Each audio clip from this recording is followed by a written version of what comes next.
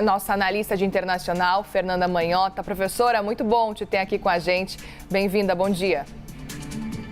Bom dia, Muri, um prazer estar mais uma vez com você e vamos lá, falar sobre Donald Trump. Vamos lá, então. Quero muito te ouvir com relação a esse cenário e o que muda diante do que aconteceu ontem. A gente conversava há pouco com uma outra professora da ESPN, com a Denilde, e a gente queria entender muito esse processo e a diferença do que a gente vinha falando na semana passada, o foco todo em Joe Biden, na capacidade dele de conseguir governar por mais 4 anos, a perspectiva de que talvez a situação de Joe Biden pudesse ofuscar as convenções que começariam nessa semana, as convenções republicanas. E agora o cenário é outro, talvez até inclusive o que aconteceu com Donald Trump ontem possa ofuscar não só Joe Biden, mas também as próprias convenções republicanas. Que cenário é esse que começa a aparecer diante dos nossos olhos? O que começa a se desenhar para essa campanha eleitoral, levando em consideração que temos ainda meses até realmente o começo dos votos?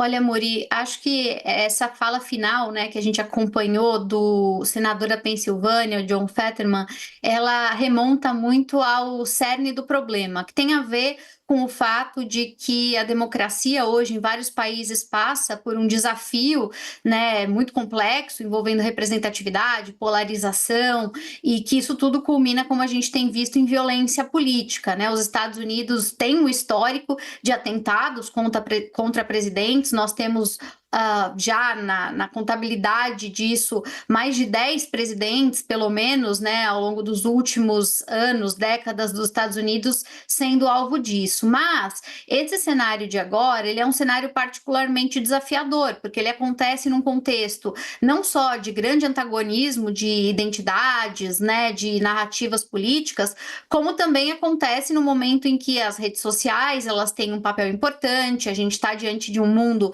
também transformado pelo fenômeno da desinformação, e tudo isso agrega complexidade. Em relação ao que vem pela frente, em relação ao futuro, eu destacaria, ou pelo menos dividiria essa perspectiva em 3 frentes. Em primeiro lugar, é importante pensar como isso vai afetar, evidentemente, a campanha republicana e o que vai ser produzido como história a ser contada, não só pelo Donald Trump, mas pelos seus apoiadores mais próximos. Esse processo já começou a acontecer. A gente já vai percebendo pelas manifestações, também pelas próprias redes, como a história vai sendo construída, e ela está sendo pautada na trajetória do herói, né? Então, Donald Trump agora sendo apresentado como a figura que, em nome da América, colocou-se em risco, a figura que age como um mártir, até uma narrativa que traz à tona a questão religiosa já começou a surgir, né? Então, Donald Trump como alguém que foi protegido por Deus, algo que dialoga muito com o conceito de excepcionalismo norte-americano, né, com as raízes profundamente baseadas em crenças desse povo.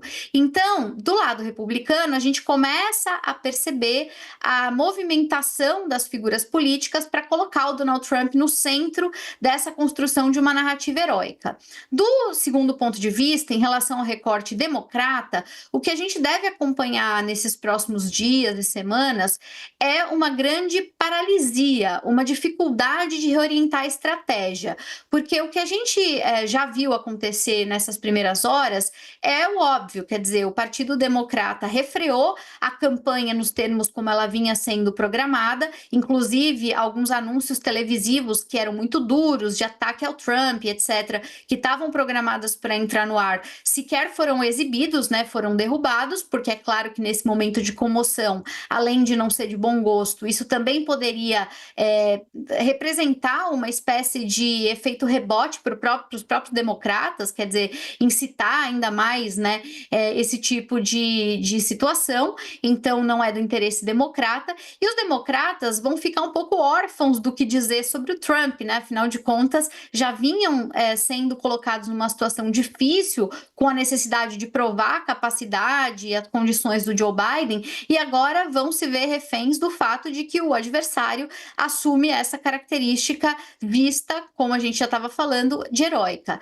Em terceiro lugar, Muri, aí não tem a ver nem com os democratas, nem com os republicanos, tem a ver com o cenário eleitoral americano mais abrangente, eu destacaria alguns fatores. A gente precisa observar como é que esse episódio em particular vai repercutir em relação ao eleitorado. Se o eleitorado vai de fato embarcar nessa ideia de que o Donald Trump merece ser eleito por conta disso, ou seja, as paixões, né, vão falar mais alto, e isso vai gerar uma comoção a ponto de que as pessoas republicanas, independentes, ou enfim, indecisos, possam angariar-se no sentido republicano depois desse episódio, é o que muita gente acha que vai acontecer, ou a gente pode ver também uma mobilização, hipoteticamente falando, do lado democrata, quer dizer, os democratas percebendo que agora está cada vez mais difícil para eles conseguirem ganhar essa eleição, e aí, dado o senso de urgência,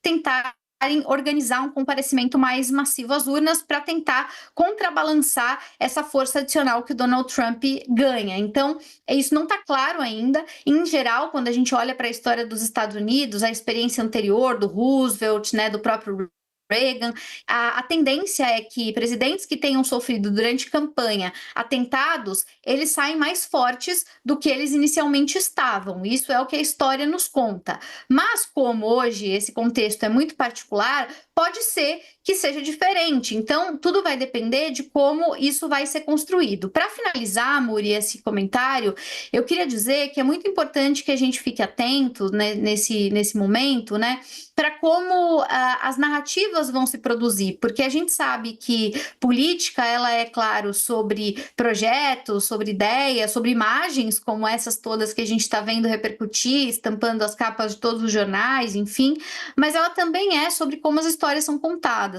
O Donald Trump é um bom contador de histórias, né? Ele domina muito essa comunicação. Ele já fez isso em 16, ele fez isso em 2020 e ele já vinha conseguindo definir a agenda eleitoral de 2024 na medida em que foi ele que pautou essa eleição em torno da idade do Joe Biden, das suas dificuldades cognitivas.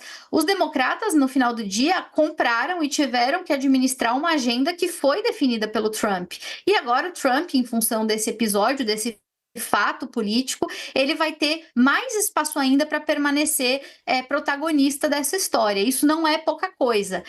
Talvez ele não precisasse dessa exposição, todo mundo já conhece o Donald Trump, né? Não seria esse o colateral, digamos, que ele tem desse episódio, porque ele já é conhecido, então isso não faz tanta diferença, mas talvez ele tenha a oportunidade de, mais do que nunca, dominar o controle dessa narrativa. E aí ele pode, inclusive, fazer isso para atacar o sistema, para atacar a esquerda, né, os democratas. Ele não fez isso até o momento, ele tem evitado falar, né, disso diretamente, mas a gente precisa entender como ele vai organizar essa narrativa agora nos próximos dias, Muri.